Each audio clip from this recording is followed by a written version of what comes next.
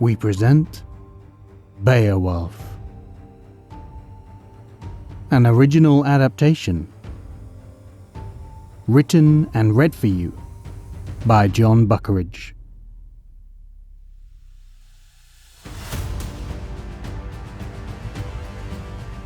Part 14. Long Live the King.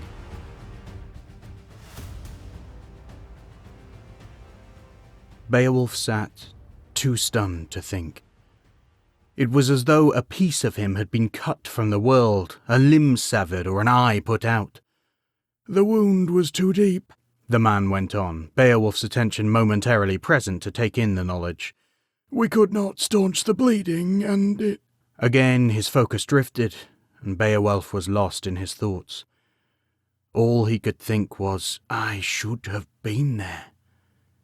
If he had, perhaps this would never have happened. He would have ensured it would never have happened.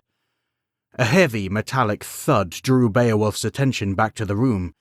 He gaped in front of him, where a magnificent golden torque had just been placed. It stared at him accusingly, the inlaid jewels now interspersed with spots of blood. "He asked that this be returned as swiftly as possible, my lord," the man continued. "Wanted to make sure it was in place for the time of succession." There was a long silence, and Beowulf became vaguely aware he was supposed to say something. Wrenching his mind back to focus, he dragged some words out. "Thank you, soldier," he told the man, unable to recall his name just then. "Thank you for acting so swiftly, and for telling me directly. How far behind you will the procession with his body be?" "They shall be here by nightfall, my lord," the man confirmed. "Thank you," said Beowulf, dismissing the man. I should have been there, he thought again. "No, Jarl Beowulf, we do not need you," he had said. "I'm not so old that I need your help with a simple skirmish with the Frisians. You're to stay here and guard the queen and the prince, and that's an order from your king." Now he was dead. In his head, the logical part of him built on reason, he knew that he had done the right thing in following his king's instructions. Battle was dangerous, even a simple skirmish, and Hyrjolak knew that better than most. He had made the choice himself, and he knew full well what he was doing. But still Beowulf could not silence that other part of him, the part not based on reason, the part that was at present accusing him of cowardice and abandoning his king to death. For 10 years he had served as Jarl for the king, and the two had grown close as brothers. And now he was gone. Jarl. That meant something. At that moment he wanted nothing more than to wallow in his grief, but as Jarl he had responsibilities, and his first responsibility was to inform the Queen. It was as horrible as he had imagined, worse, in fact. He could not bring himself to look Hurled in the eye as he told her, and so he could only hold her mutely as she wept. Then the boy prince Heardred had entered, and it had only got worse. Hurled had asked him to stay as she broke the news to him, and once again Beowulf had not known what words he could offer beyond a hollow apology. As the boy, not yet 12 summers, had looked up at him, he could not help but think of his own father's death. He had been older than Heardred at 18 summers old, but still it had felt like his whole world was crashing down around him.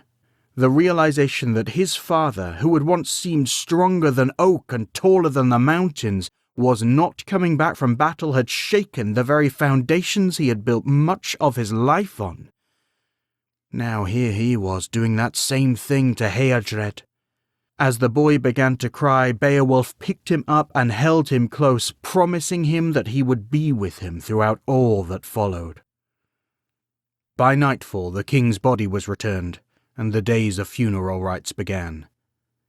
With the queen in mourning and the prince still a boy, much of the responsibility lay on Beowulf as Jarl to arrange matters. It was not a job he relished, but it was one he got on with as best he could. It was far from his first funeral. He had lost so many friends and brothers in battle over the years that it was hard to keep count. It was not even his first funeral for a king. Just 2 years earlier, old Hrothgar had finally been gathered to his fathers, and Beowulf had been there to say a final farewell. This was the first funeral where so many were looking to him, though. It felt to Beowulf as though all the Geats were waiting on his instructions on how to proceed, and he did not know what to tell them. He wished that his mother was with him still, so skilled a navigator in the seas of politics, but a fever had taken her last winter, another funeral he had attended over his years. A knock at the door drew him out of his thoughts, and he barked a harsh instruction to enter. He was surprised to see Queen Hurd. "My lady," stammered Beowulf, hurrying to stand and regretting his harsh tone of a moment before. "You do not need to knock to come into my presence, you know this." She nodded at him and smiled kindly. "We are, all of us, in a time of mourning," the Queen began, "and I have found that for high-ranked and much sought-after people such as us, the moments alone are a rare treasure." Beowulf looked at her again, saw the red rings around her eyes and heard the slight hoarseness to her voice that told him exactly how she had used her moments alone of late. "You were right, of course," he agreed. "Though for me I find the moments alone are where the stormy seas of my thoughts seek to drown me in their waves. I quite relish the distraction that others bring." "Hyrelac was the same," the Queen replied. "A man better drawn into a task he could focus on than left to his own mind's ramblings. A task is like a battle, he would say. You can win or you can lose. But a question is like a rabbit. It just keeps breeding more," said Beowulf, finishing the late king's quote with a chuckling smile of remembrance. "Silly old goat the man was," said the Queen, with a kindly grin, and they lapsed into companionable silence. "I don't blame you, you know," she said abruptly, "though I know you blame yourself." Beowulf was taken aback and didn't quite know what to say. It must have shown, for the Queen went on. "Men like you often blame yourselves for disasters. Hyrelac was the same. He took his responsibilities to heart like it was a personal quest. It's probably what drove him to battle in the first place. It was his choice, Beowulf, and you should not carry the guilt of it." "Thank you, my lady," Beowulf told her. "That is kind of you to say." "You're still going to blame yourself, though, aren't you?" the Queen asked, rolling her eyes heavenwards. "Probably I will," Beowulf agreed, grinning sheepishly. "Probably you will," she acquiesced and nodded to herself. Her tone changed, becoming suddenly more driven, like a merchant getting to the prices. "In that case, I have another burden for you to take personally.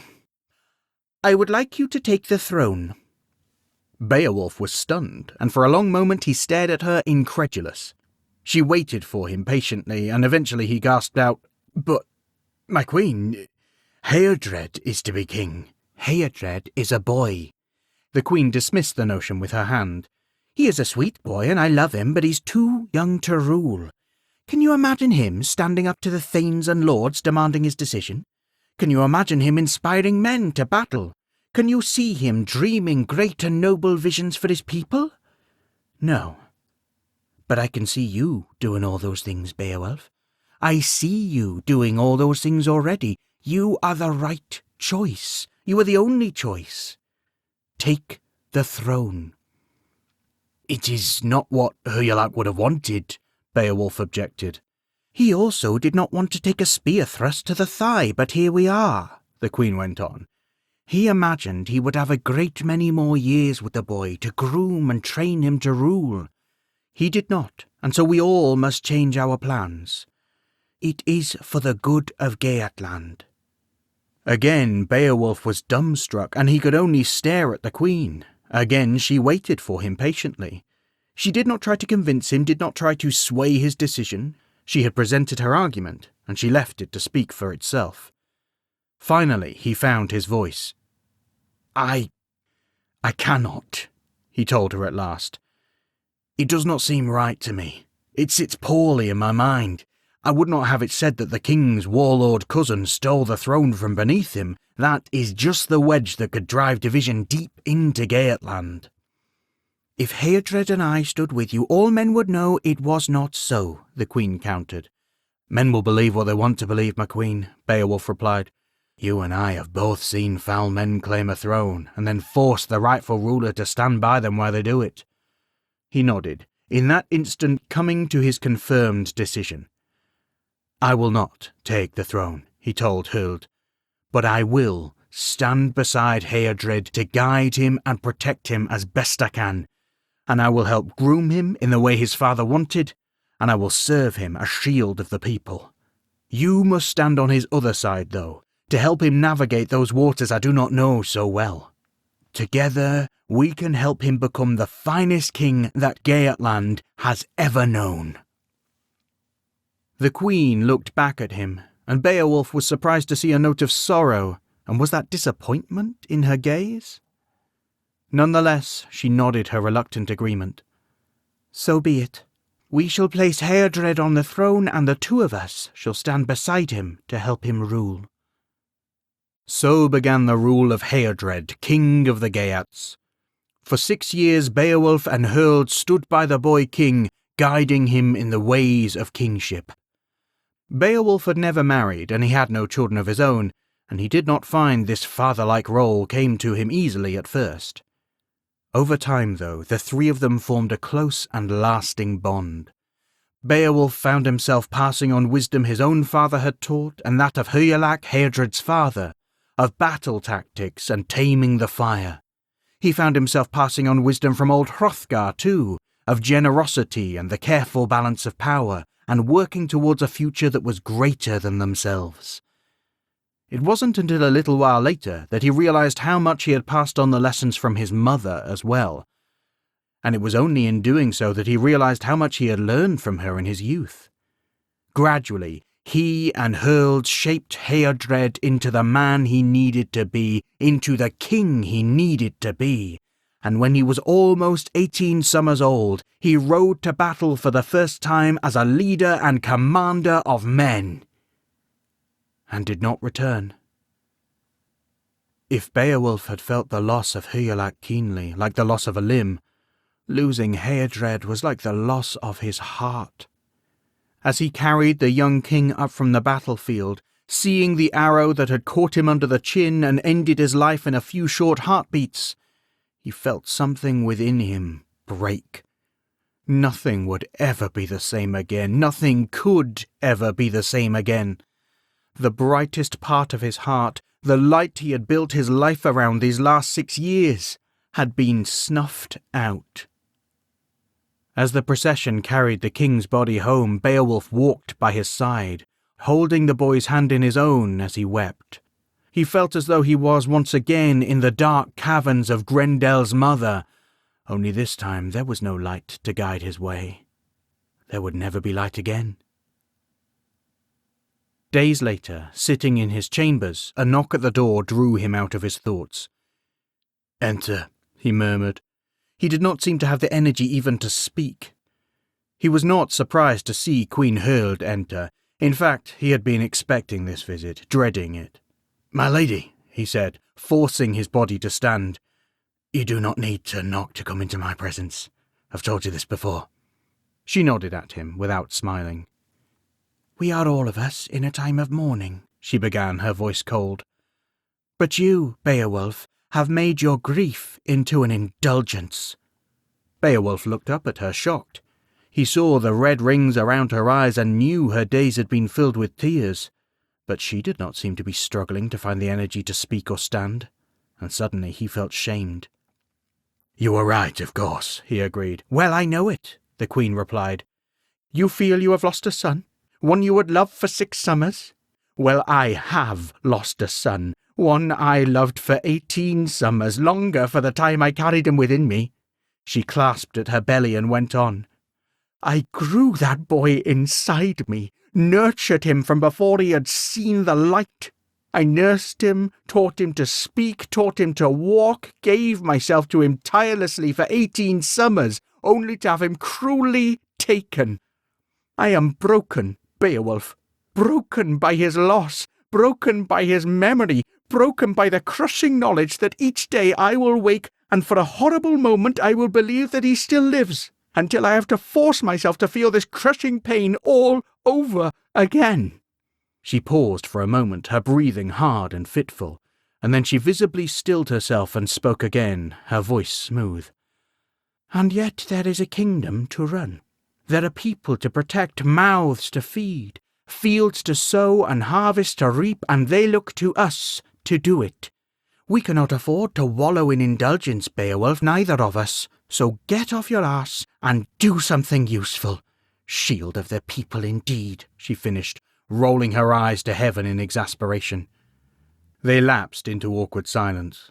She tamed the fire, Beowulf thought, and I extinguished mine. He struggled to find the words within him to express his feelings, but he was spared the effort as she spoke again. I blame you, you know, she said abruptly, and I know you blame yourself. Beowulf was taken aback, his mouth falling open. I offered you the throne 6 summers ago, Beowulf, but you were too cowardly to take it. If you had, perhaps my son would never have been on that battlefield. Her words struck him like a slap, and his mind seemed to reel from the blow as Hurled went on. Oh, you had your reasons, and some of them were even good ones, but we both know the bulk of it was fear. Fear that you would not be enough. Fear that you would get it wrong. Fear that you were not the man you had always thought yourself to be. You are a warrior, Beowulf. Stick you in front of an army of monsters and you will slaughter them all. But at that moment your people needed a king, and you said no, and gave them a boy instead. Again, Beowulf reeled, stunned from the blow, and stunned further, as he recognized the truth within her words. Hurled must have seen it too, because she softened her tone as she went on. You did your best to raise Heardred to be a brave man. You were a good teacher, a good guardian, even a good father. He rode to battle that day by his own volition, I know that well. It was his choice, Beowulf. But you should still carry the guilt of it. Use it. Use it to help you make the right decision so no other mother feels as I do again. She turned slowly, walking towards the door. As she did, a heavy metallic thud drew Beowulf's attention. He stared at the table in front of him, where a magnificent golden torque had just been placed. Long live the king, said Hurled, and with that she left. Beowulf stared at the torque for a long time, seeing the gold and gems glitter as the firelight danced across them. He did not know how long had passed, but when he looked up as a knock came at the door, he was shocked to see it was dark outside. Come in, he rasped, his voice feeling rusted and unused for far too long. When the door opened, Beowulf was pleased to see the face of his uncle Wehextan. My lord, said the man in greeting, his grey hair glowing bronze in the firelight. His eyes flicked to the torque on the table, but he must not have been surprised to see it, for he made no comment. Welcome, uncle, said Beowulf. I'm pleased to see you, and I could use the wise counsel of a trusted man if you have it to offer. I fear I don't, Wehextan replied. Only more troubles for a weary head. Beowulf looked up sharply. Wehextan did not seem to be overly troubled in his manner, but he clutched tightly at a wrapped package in front of him, long and slim. Remembering all Hurled had said, Beowulf pushed his fatigue aside and gave the man his full attention. Tell me all you have to tell, he said. He offered his uncle a seat, but he did not take it, pacing around nervously instead. I was at the battle with the Swedes, as you know, Wehextan began, and I fought against a great many men. One of them was a high lord or king, and God was with me, for I triumphed. Beowulf received the news in silence. This was no great revelation. Wehextan was a seasoned warrior and had killed many men of many ranks. As the battle ended, I stripped off the man's armour and weapons, and as I did, I noticed this. He unwrapped the package to reveal a sword, which he placed on the table beside the glittering torque. On seeing it, Beowulf's silence broke as he gasped in recognition. It was not identical to the one he had seen before, not quite, but it was close. The same smoke-like patterns danced along the blade, the same mysterious runes decorated the hilt. A giant-made sword, he breathed in awe. A giant-made sword, Wehextan confirmed. And I offer it to you, my lord. Beowulf stared at him in shock. Surely he did not realize what a gift he was offering. His thoughts must have shown plain, for Wehextan went on. I am a capable warrior, my lord, but we all know I'm more of a bowman than a swordsman. This is too much weapon for me to bear, but you...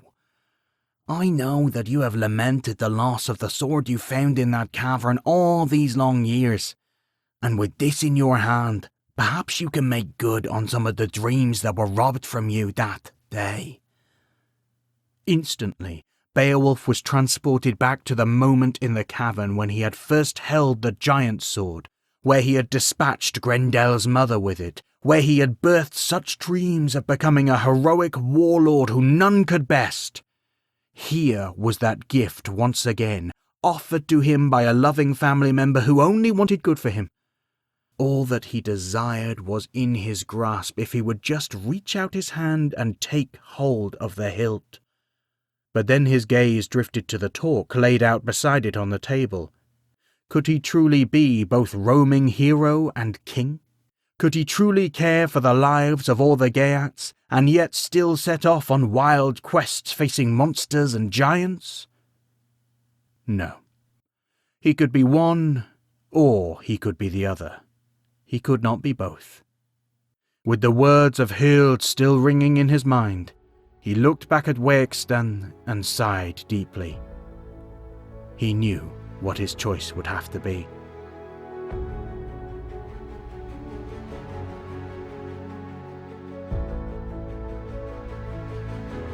Thanks for listening. Beowulf was a Settle Stories commission written and read for you by Jon Buckeridge. Story editor was Miriam Sarin. Intro music was Warrior by Hartzman. Outro music was Travel in the Ocean by Monument Music. It was a Parable Arts production.